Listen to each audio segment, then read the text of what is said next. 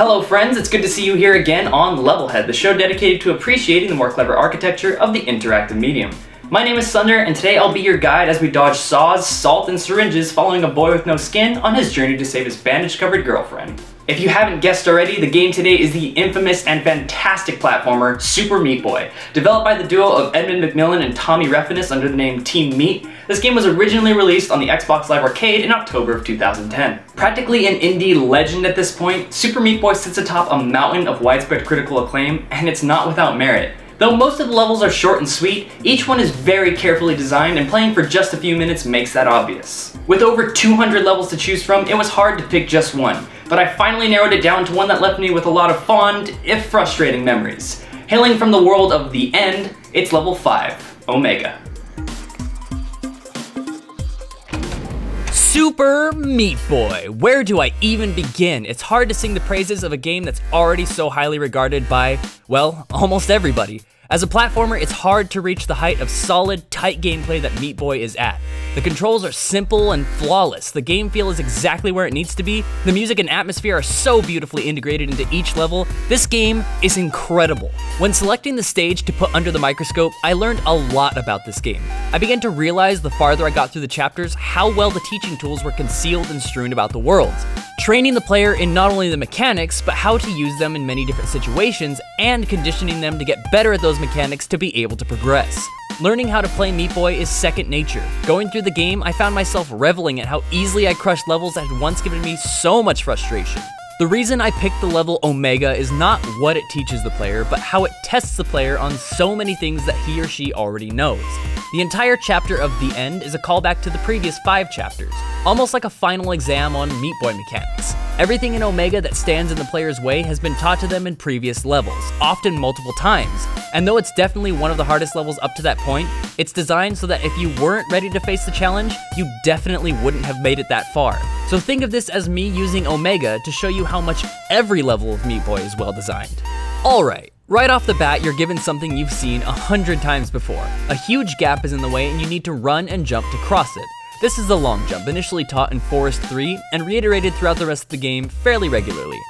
Right away, you're directed upward, invoking another skill that you've developed for 5 straight chapters, the wall jump, taught to you in Forest 2 and again in Forest 4, with some honing in Hospital 2 and Hell 3. The next bit requires a more advanced skill in adjusting your jump arc mid-air to get around this saw, seen first in Forest 6 and advanced to a more difficult variant in Hospital 1 and Hell 5. Hitting the next wall, you have to quickly do a single wall jump as there is no opposing walls to use for support, as you already know because you beat Forest 5. The next part is a tad tricky, requiring you to use another adjusted jump in which you let off the jump key before you reach the top of your arc to avoid bumping your meaty head on this saw. Let's call this the half jump, introduced in Forest 13, again in Forest 19, then 10 levels later from each you're refreshed on Hospital 3 and Hospital 9, and then once more for good measure in Hell 2.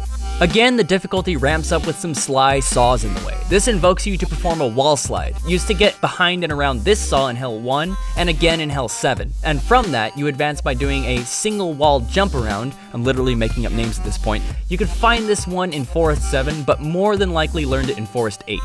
If you get a clean jump arc rebounding from this, you can hit a hole in the ceiling that allows you to take a branching path and skip a small part of the level, like you can do in Forest 7 where you learned that last skill. Kinda neat how that goes hand in hand. Also Hospital 20 just in case you missed it the first time. Another wall slide and half jump later, you're given the same challenge as back here but with a lot less wall space. This is forcing you to combine a few of your skills to get around it, in the same way that it did in Salt 13, remember? Moving forward is another chance to mash 2 jumps together with a tiny target space that you have to half jump through from a wall jump, but it's okay, because Hospital 9 totally covered you on how to do that already. Wall jumping between these saws to grab a key is actually a refresher on wall jumping mechanics, and gives you a sense of this small space, because you have to get back down by doing a descending wall jump. Hospital 2 mainly focused on this, albeit in a larger space. Finally, you see the light at the end of the tunnel. The final gauntlet of challenges is within view. This starts off by challenging you to nail a jump around from a wall jump. Salt 4, Salt 12, and Hell 7 are some of the notable spots for this trick. And then the last section plays some mind games with you by giving you some rather simple saw vaulting bits. The first tunnel channeling Forest 6 and Salt 11, while the second and third tunnels giving you the aggravating ceiling saws that showed up in Hell 17. And after all of that, you finally reach Bandage Girl to finish off the stage. It's a tough road, albeit one that in reality only takes about 40 seconds to complete. But it's 40 seconds of a mental and emotional roller coaster as you flex your meaty muscles and show off numerous skills and tricks. Super Meat Boy is a top-notch game in subtle teaching, and the levels near the end really showcase just how good of a teacher it is. It's a huge culmination of careful and smart design along with a slowly ramping difficulty. When you first start off, you hardly know anything, but with every level that you beat, your real-life skill increases and you, as a player, become stronger and smarter. Super Meat Boy will always be one of my favorite platformer games, and not just for being a ton of fun, but also for the top tier game design that went into building it.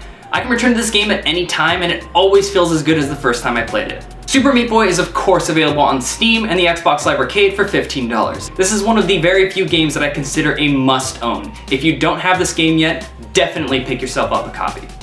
Thanks for watching. If you enjoyed this and want to see more episodes of LevelHead in the future, hit the like button and subscribe. If you want to see more, click the annotation to watch the last episode on Hotline Miami. This has been Sunder, and I'll see you next time.